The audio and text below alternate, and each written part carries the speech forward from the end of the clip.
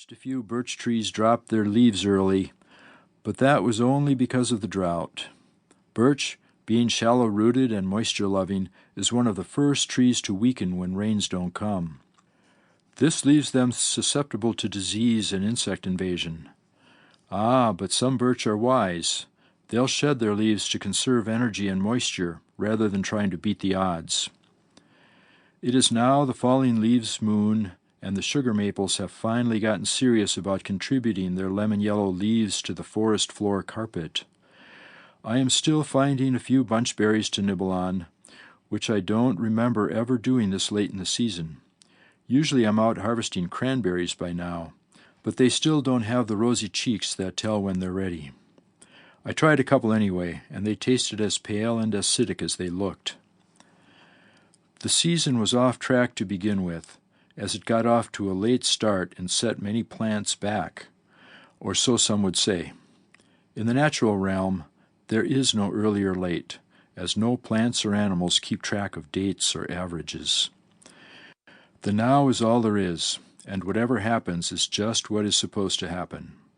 We, on the other hand, like to have an quote-unquote average season, where things happen in the same time and sequence as last year, and the year before that, and so on. However, this seldom happens. An average is not the norm. It is just a mathematical calculation.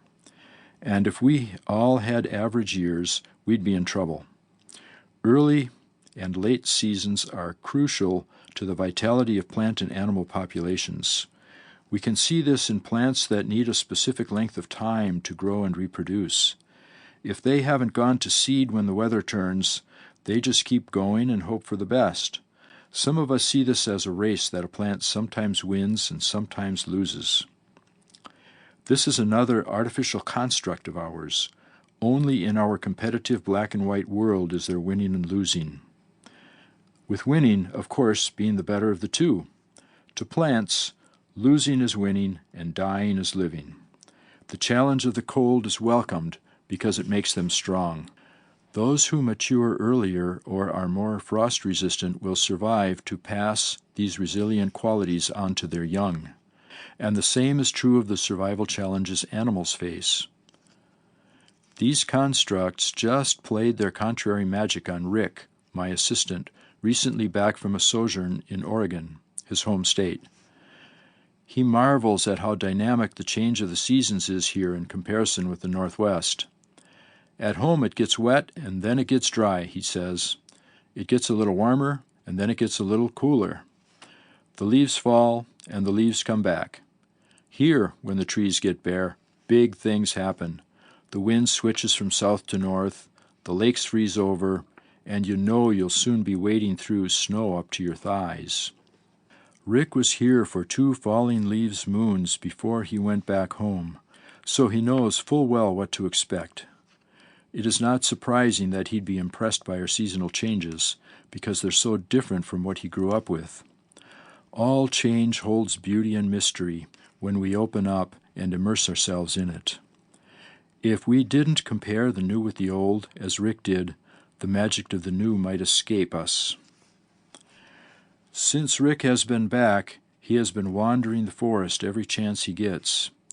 He is studious and driven, with a passion to learn.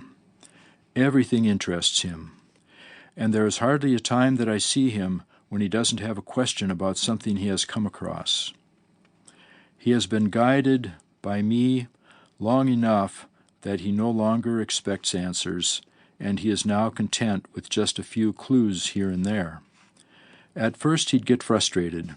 He's the typical ADD type who is shy on patience, but now he eats up the questioning approach. He has enough experience to know that he gains far more from someone's questions than from their answers.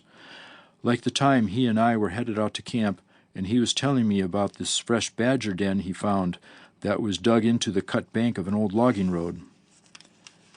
"Are you sure it's a badger?" I ask. "No, of course not," he replies, "but the opening was wide and low like a badger's, and the sand was thrown out in a broad fan like a badger does. Then again, It could have been two woodchucks digging side by side and spreading the sand wide to make it look like